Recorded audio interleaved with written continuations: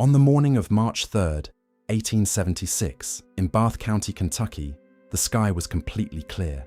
No clouds, no storm, no birds visible overhead. Just blue, empty, ordinary sky over a small farm in the eastern Kentucky hills, where a woman named Alan Crouch was standing in her yard, making soap. Then meat started falling. Not a single piece. Not a freak object. Hundreds of chunks of raw, fresh, bloody meat, falling out of a cloudless sky, scattered across her farm in pieces ranging from the size of a coin to the size of her hand. The shower lasted several minutes. It covered an area of roughly 100 yards by 50. Mrs. Crouch later told a New York Times reporter that the meat fell, in her words, like large snowflakes. The event was witnessed, documented in newspapers from Cincinnati to Boston to London, examined by scientists, tasted by two local men who declared, with the kind of confidence only 19th century Kentuckians possessed, that it was probably mutton, possibly venison, definitely fresh. This is the story of the Kentucky meat shower of 1876, one of the most thoroughly documented strange weather events in recorded history. The actual scientific explanation is, somehow, even weirder than what fell from the sky.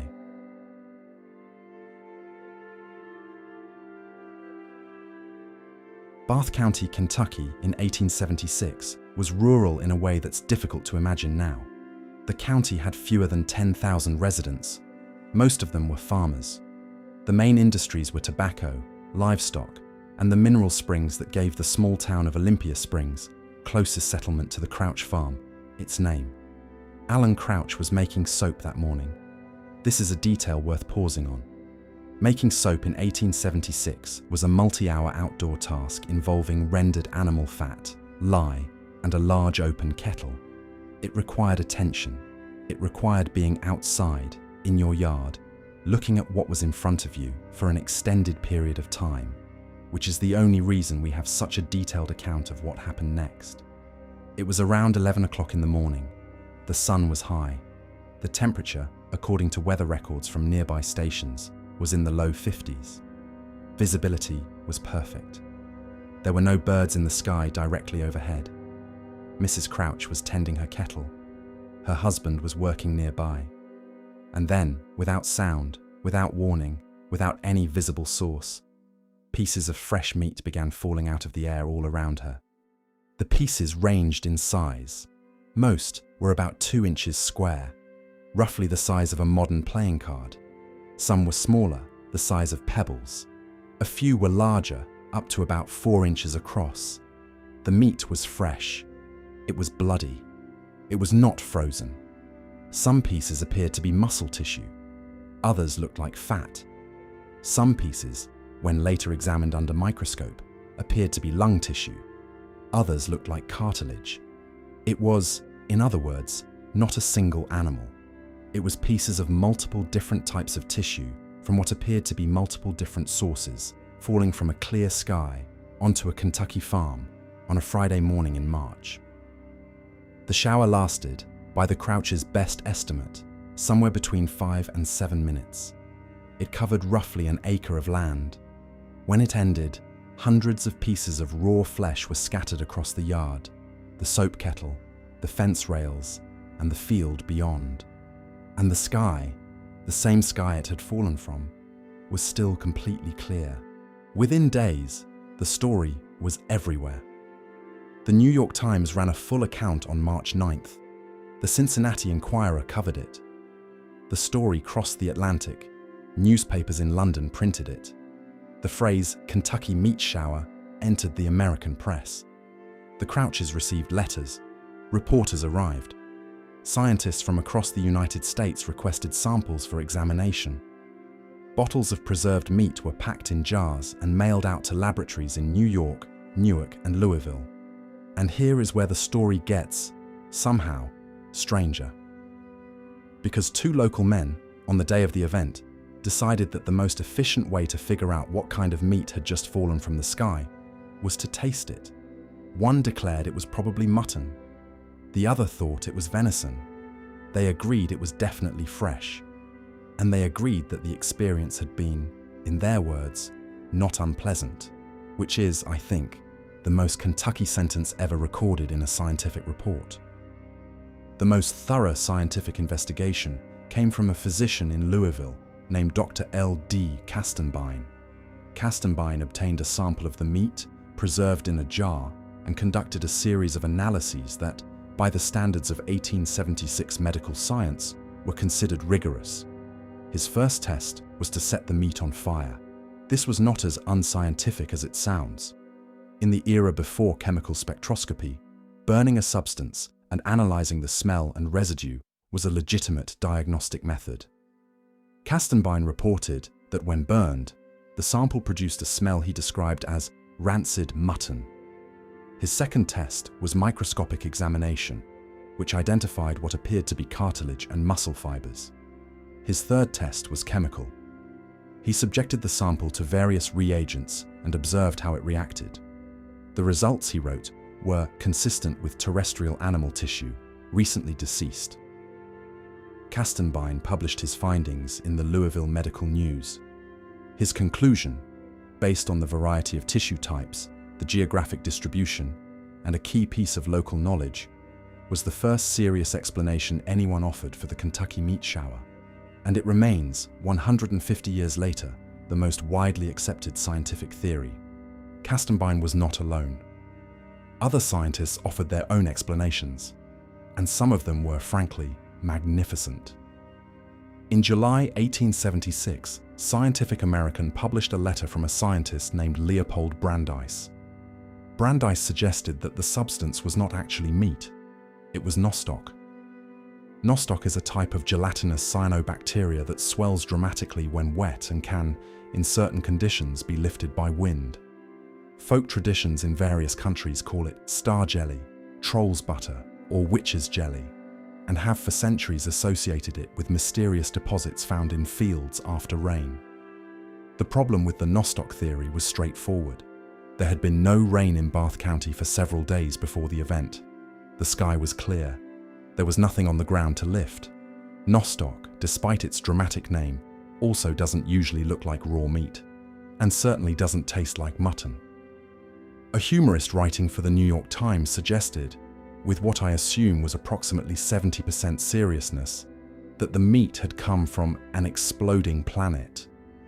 That the shower was, in his words, cosmic meat deposited on Kentucky from somewhere in deep space.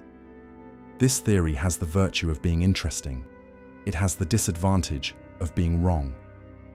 The investigative writer Charles Fort, who collected accounts of strange phenomena in the early 20th century, eventually proposed that the Kentucky meat shower had originated from what he called the Super Sargasso Sea, a hypothetical region of space where organic matter from Earth somehow accumulated and occasionally rained back down.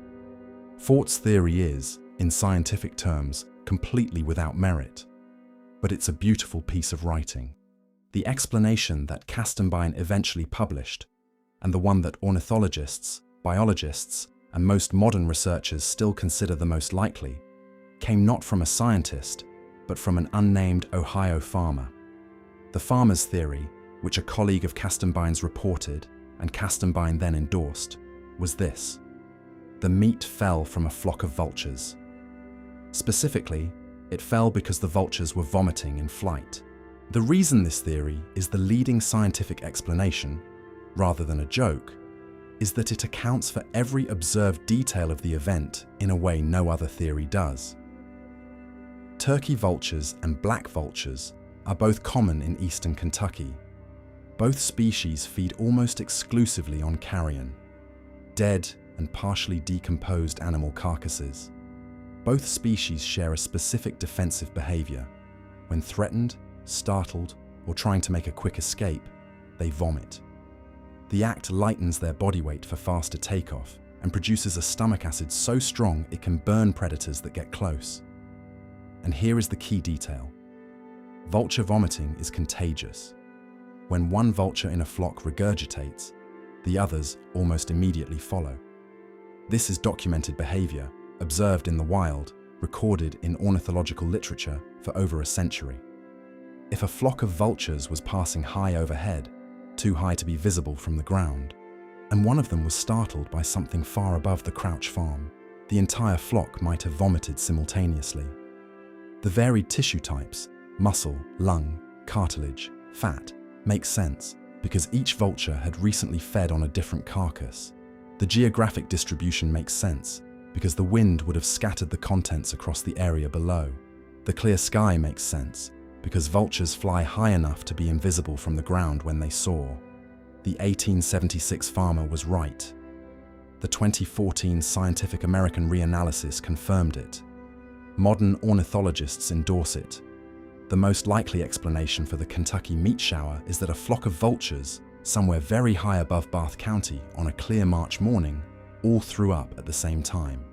The vulture theory is the most likely explanation. It is not a proven explanation.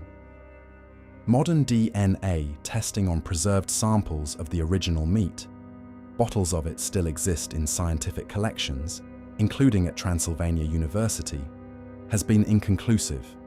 The samples are old enough and were preserved in alcohol or other media that degraded the genetic material, that no definitive species identification has ever been made. The Crouches insisted, until their deaths, that they had seen no birds overhead that morning. The sky, they said, was completely empty. Witnesses on neighboring farms confirmed this. No vultures were observed flying over Bath County on the morning of March 3rd, 1876. This doesn't disprove the theory. Vultures soaring at high altitude are genuinely difficult to see from the ground. But it leaves a small, persistent gap in the explanation. A gap large enough that, in 1876, in 2026, and on every anniversary in between, people in Bath County still gather to argue about what really fell from the sky that morning.